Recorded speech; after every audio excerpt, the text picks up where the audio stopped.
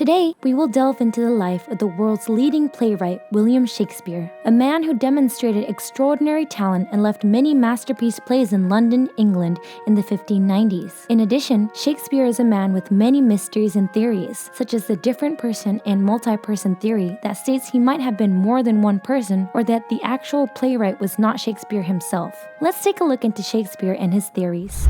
Year 1564. William Shakespeare was born into a family of many siblings in what is now England in the heart of the United Kingdom, Stratford-upon-Avon. His father, John Shakespeare, was a successful merchant and strict mayor. His mother, Mary, was also a daughter of an aristocrat and was raised in a very wealthy family. Much of Shakespeare's material has been lost, and it is unclear what he was doing after his birth, but his name was officially recorded on November 29, 1582 in a record of marriage. At the time, 18-year-old Shakespeare married 26-year-old Anne Hathaway, who became pregnant before marriage. Thereafter, he was blessed with 3 children. After that, no records of Shakespeare were found after the one in 1585 when his child was born. The next record remains from one in 1592, 7 years after the birth of his child. He is mentioned in a book published by a playwright. The playwright slanders Shakespeare, who was a young talent and a boaster, and it can be seen that Shakespeare had already gained fame in the theater world by this time. In addition, England at that time was ruled by Elizabeth I.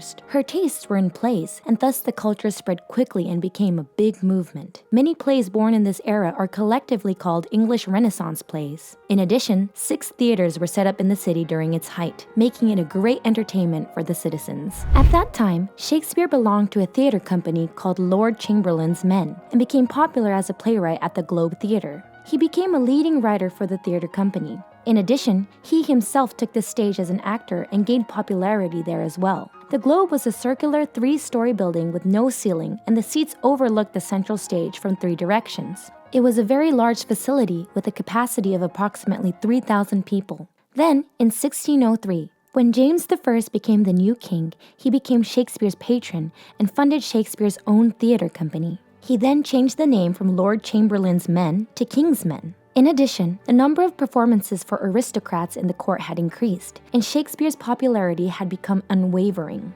Shakespeare was one of the rare playwrights of the time known for his great financial success. At that time, one script was limited to 2 per year, and the unit price of one was not that high. Under these circumstances, it became mainstream to write one script with multiple people, and still, playwriting was a work not worth the price. Meanwhile, Shakespeare was particular about writing independently and raised it at a pace of 2 books per year, leading to as many as 40 works of his 20 years of active duty, and thus gained tremendous support. In addition to that, he was also active in the acting business and set up the main theater. In addition, he was also a shareholder of the theater and thus made a lot of wealth and bought the 2nd largest mansion in the city. Soon, the King's Men became popular and grew larger. However, in 1609, an infectious disease with a fatality rate of 60 to 90% spread in London. As a result, the theaters in London were temporarily closed. During this time, the King's Men were traveling to rural areas. The plague had converged, but the epidemic is said to have killed more than 40,000 people. Soon after, the King's Men got a new theater, the Blackfriars Theatre. The capacity of this theater was several hundred, slightly smaller than the last, but was indoors. Thus,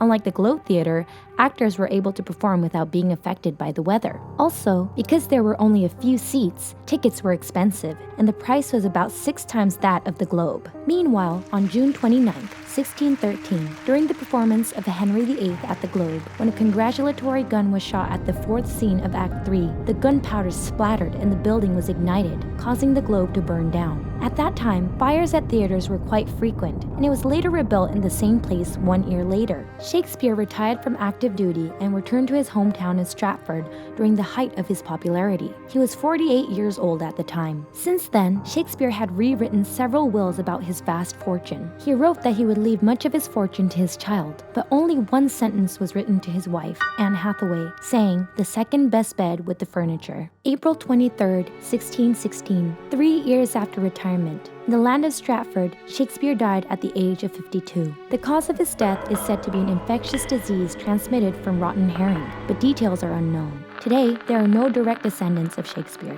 After his death, Shakespeare was buried in the chancel of the Holy Trinity Church in his hometown. This is because he was a high taxpayer who had paid a huge tax of £440 to the association. There was also a statue in the shape of Shakespeare on the wall near his graveyard. Even after Shakespeare's death, the King's Men continued for about 30 years, and it was during the English Renaissance theater era when it was at its peak. However, in 1642, the Puritans, who were expanding their power at that time, criticized the fact that young actors were dressed as women. When the Puritan Revolution occurred, the Puritans ordered the closure of all theaters on September 2nd. When the offenders were punished for imprisonment, the English Renaissance theater era came to an end, and the King's Men also ended. Those were the achievements that Shakespeare left behind. However, Shakespeare has many unexplained mysteries, including the different person and multi-person theories. Finally, we would like to introduce such theories and approach the mystery of Shakespeare. There are very few materials on Shakespeare, and there are several large gaps in his personal history.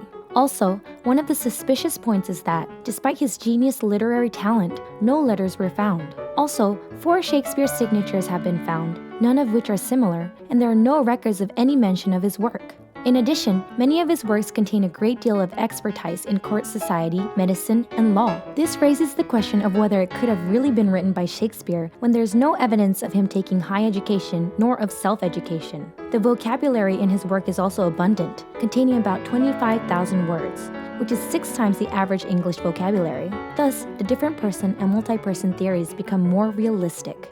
One of the most influential figures suspected to have written scripts and plays for Shakespeare is Edward de Vere, an English nobleman. This is because there are many similarities between Edward's life and his work, and in the writing of text in Edward's book. Other suspected candidates include Francis Bacon, who is also famous as a philosopher, and Christopher Marlowe, who is also active as a playwright. Even now, 400 years after Shakespeare's death, it is still a hot topic of debate between enthusiasts. Also, the tombstone in which Shakespeare sleeps is strictly guarded and is engraved saying, "Good friend, for Jesus' sake forbear to dig the dust enclosed here. Blessed be the man that spares these stones, and cursed be he that moves my bones."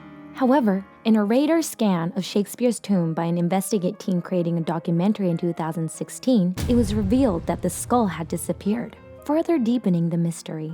The above was the mysterious life of William Shakespeare and the theory that surrounds him. Although Shakespeare has many mysteries, many of his remaining works are still the subject of the theater world and are enjoyed and loved to this day.